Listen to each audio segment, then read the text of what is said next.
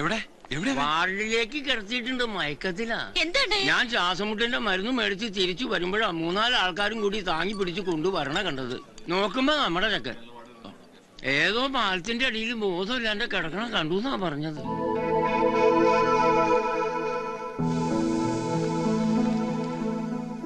ആരാ നിങ്ങളൊക്കെ? പേഷ്യന്റിന്റെ ആൾക്കാരാ? അതെ, ഇവൻ ചേട്ടനാ. കുഴപ്പമൊന്നുമില്ലല്ലേ? അതിപ്പോ എനിക്കെങ്ങനെ അറിയാം? ഡോക്ടറോട് ചോദിക്കണം. ഇത് പേഷ്യന്റിന്റെയാ.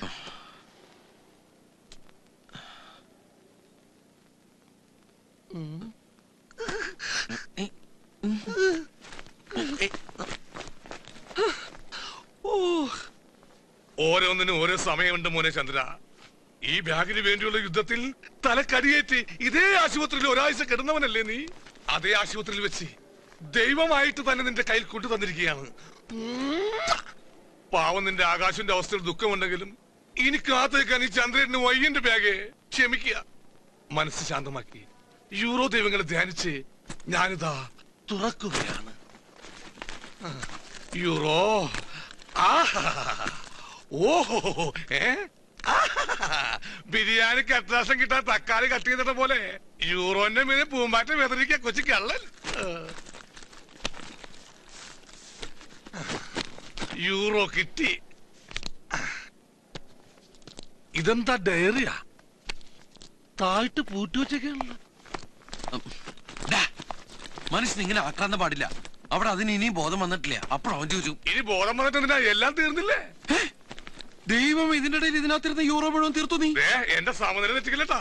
ഈ ബാഗിന് വേണ്ടി ഞാൻ നടത്തിയ സംഭവ ബഹുലമായ ത്യാഗങ്ങൾക്ക് ആര് സമാനം പറയൂടാ? നോക്കിയേ, കുറച്ച് പ്ലാസ്റ്റിക് പൂമ്പാറ്റയും ഒരു താഴത്തെ കൂട്ടിയ ഡയറിയും. ഡയറിയാ?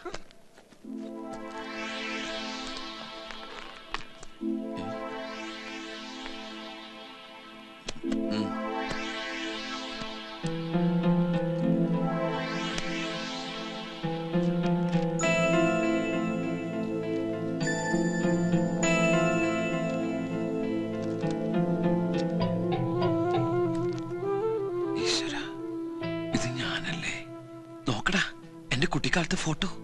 ഇതങ്ങനെ അവന്റെ കയ്യില്?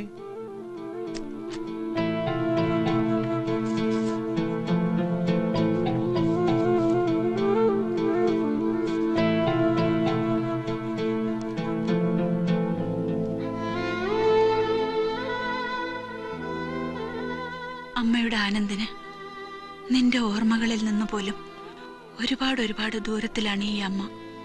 എന്റെ മോന്റെ മനസ്സിൽ ഈ അമ്മയെക്കുറിച്ചുള്ള ചിത്രം എന്തായിരിക്കുമെന്ന് അമ്മയ്ക്ക് ഊഹിക്കാം. സാരമില്ല, അമ്മയ്ക്കതിൽ വിഷമമില്ല. തെറ്റമ്മയുടെ തന്നെയല്ലേ. അന്ന് പടിയിറങ്ങി പോരുമ്പോ കാല് പിടിച്ച് അപേക്ഷിച്ചിട്ടും മോന് വിട്ടുതരാതെ പിടിച്ചു വച്ച അച്ഛനോടുള്ള വാശിയായിരുന്നു അമ്മയ്ക്ക്. അതിനിടയിൽ വേദനയോടെയാണെങ്കിലും നിന്നെ അമ്മ മറന്നു കളഞ്ഞു. മാപ്പ്. നീ വളരുന്നതും വലിയ ആളാവുന്നതുമൊക്കെ മനസ്സിൽ സങ്കല്പിച്ച് ഇത്ര നാളും അമ്മ കരഞ്ഞു തീർത്ത കണ്ണുനീര് ആരും കണ്ടിട്ടില്ല. എല്ലാ സങ്കടങ്ങളും മറക്കാൻ പിന്നെ ഈശ്വരൻ അമ്മയെ അനുഗ്രഹിച്ചു തന്നതാണ് നിന്റെ ഈ പാവ അനിയനെ. അവനെ സ്നേഹിച്ചും ലാളിച്ചും കൊതി തീരുന്നതിന് മുൻപ് ദൈവം വീണ്ടും പരീക്ഷിക്കുകയാണ്. മരിക്കാൻ അമ്മയ്ക്ക് പേടിയുണ്ടായിട്ടല്ല, പക്ഷേ ഇവന്റെ നിഷ്കളങ്കമായ ഈ ചിരിയുടെ മുമ്പില് അമ്മ തോറ്റുപോവുകയാണ്. ലോകം എന്താണെന്ന് അറിയാത്ത അവന് ഇനി ഈ ലോകത്തിൽ ആകെയുള്ളത് കൂടപ്പിറപ്പായ നീ മാത്രമാണ്. അവനെ നീ ഉപേക്ഷിക്കുകയില്ലെന്ന് അമ്മയ്ക്ക് ഉറപ്പുണ്ട്. എത്രയും പെട്ടെന്ന് അവനെ നിന്നെ ഏൽപ്പിക്കുന്നത് വരെയെങ്കിലും മരണം നീട്ടിക്കിട്ടണമെന്ന ഒറ്റ പ്രാർത്ഥനയെ അമ്മയ്ക്ക് ഇപ്പോഴുള്ളൂ.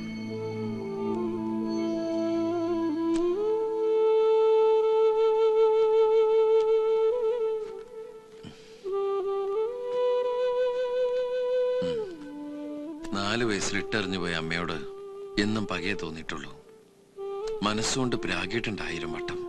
ജീവിച്ചിരിപ്പില്ല എന്നൊന്ന് ട്രാവൽ ഏജന്റ് വന്ന് പറഞ്ഞപ്പോഴും ചിരിച്ചുകൊണ്ടല്ലേ കേട്ടു നിന്നത്. തെരുവ് പട്ടികളെ പോലെ ആട്ടും തുപ്പും കൊണ്ട് വളർന്ന നമുക്കെങ്ങനെയാ ബന്ധത്തിന്റെ സ്നേഹത്തിന്റെ ഒക്കെ വില മനസ്സിലാവണത്? അല്ലടാ കുട്ടേട്ടാ, അതിന് ബോധം തെളിഞ്ഞു. ബാഗിന് വേണ്ടി ബഹളം വെക്കാം. അതിനിടയ്ക്ക് ബാഗ് തുറക്കൽ യൂറോ എടുക്കലൊക്കെ കഴിഞ്ഞോ? അവൻ കൊണ്ടുവന്ന യൂറോ അല്ല, അതിനേക്കാളൊക്കെ ഒരുപാട് വിലപിടിപ്പുള്ളതാ.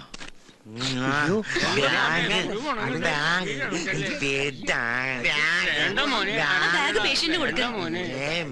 ഇന്ന്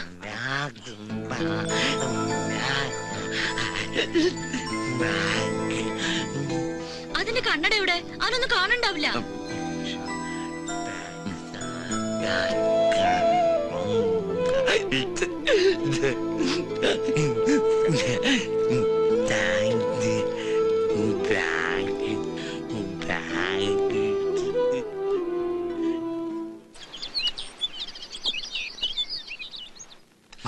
കുത്താനവരും ബൊക്കല്ലേ കുത്ത് കരിങ്കുത്ത്.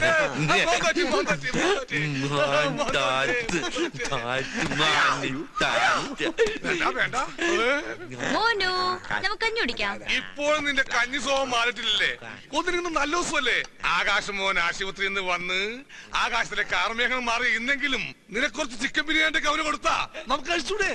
അവനെ അംഗീകരിച്ചില്ലെങ്കിലും അവന്റെ പൗരത്വത്തെ നമുക്ക് അംഗീകരിച്ചുകൂടെ?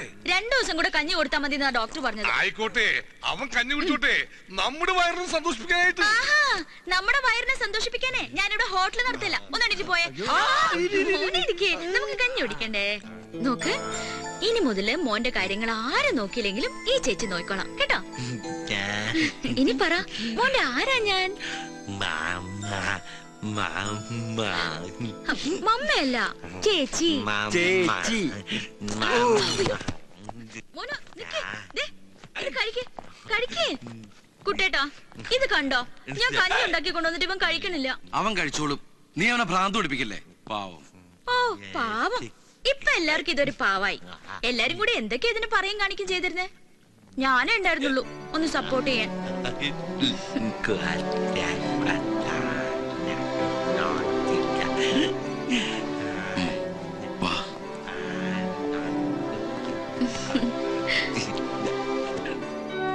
ഇത് പൊട്ടിയ കണ്ണടയല്ലേ, നമുക്കിത് മാറ്റാം. മോനെല്ലാം നന്നായി കാണണ്ടേ? ദാ ഇത് വെച്ചോ. ഇപ്പൊ എല്ലാം നന്നായിട്ട് കാണാൻ പറ്റണ്ടോ?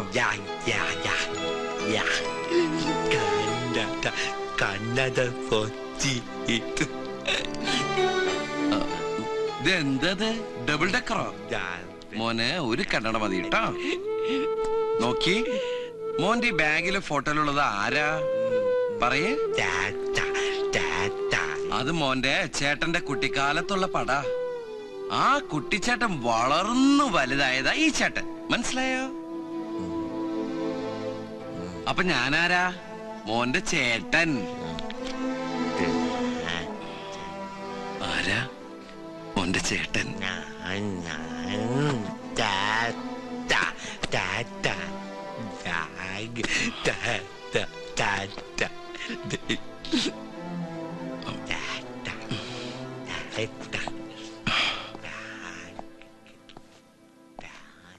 അവൻ എന്നെ മനസ്സിലാവണില്ലോടാ.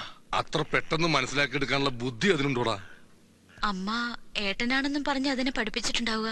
കുട്ടേട്ടന്റെ 4 വയസ്സുള്ള ആ ഫോട്ടോ കാണിച്ചിട്ടാവും അതിന്റെ മനസ്സിൽ പതിഞ്ഞിട്ടുണ്ടാവുക. ആ 4 വയസ്സുള്ള ഏട്ടനായിരിക്കും. അമ്മ പറഞ്ഞാണല്ലോ അവനോട് ആ ഫോട്ടോയും ഡയറിയും ഭദ്രമായിട്ട് സൂക്ഷിക്കണമെന്ന്. അതുകൊണ്ടാവും ആ ബാഗ് അവനിങ്ങനെ ആർക്കും തരാതെ കൊണ്ടു നടക്കണത്. ഇത്രയും കാലം അവൻ നിധി പോലെ കൊണ്ടു നടന്നത് എന്നെ അല്ലടാ. എനിക്കത് തിരിച്ചറിയാൻ പറ്റാതെ പോയി. അവൻ എന്നെ മനസ്സിലാവണം. ഞാനാണ് ആ ചേട്ടനെന്ന് അവന് മനസ്സിലാക്കി കൊടുക്കണം. എന്നിട്ട് അവൻ എന്നെ ചേട്ടാന്ന് വിളിക്കണം. ഇത് മോന്റെ ആരാ?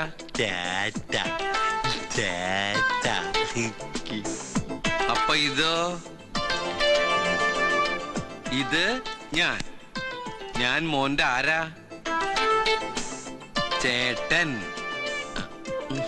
ആ ചേട്ടനാണ് ഈ ചേട്ടൻ. ഈ ചേട്ടനാണ് ഈ ചേട്ടൻ. അപ്പൊ ഈ ചേട്ടൻ ആരാ? മോൻ പറയേ. ഇത് ശരിയാവും തോന്നണില്ല. നമുക്കൊന്നുകൂടെ ഒന്ന് ട്രൈ ചെയ്യാം. ആകാശിന്റെ കുട്ടിക്കാലം നമ്മൾ വർക്ക് ചെയ്ത് വെച്ചത് നോക്കാം. അത് നോക്കാം. ദേ ഇത് മോൻ കണ്ടാ? ഇതാരാ? മോൻ. കാണിക്ക്.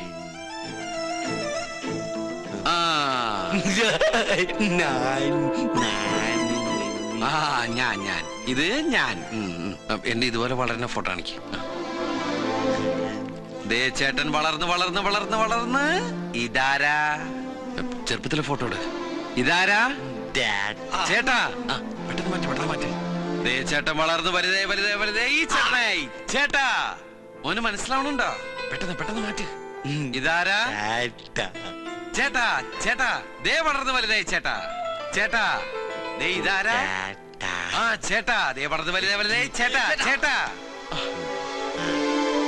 ചേട്ടൻ.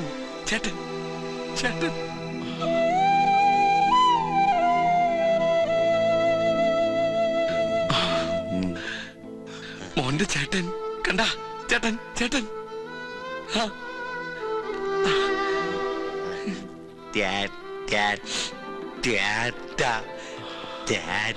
ആ, ചേട്ടൻ. ചേട്ടൻ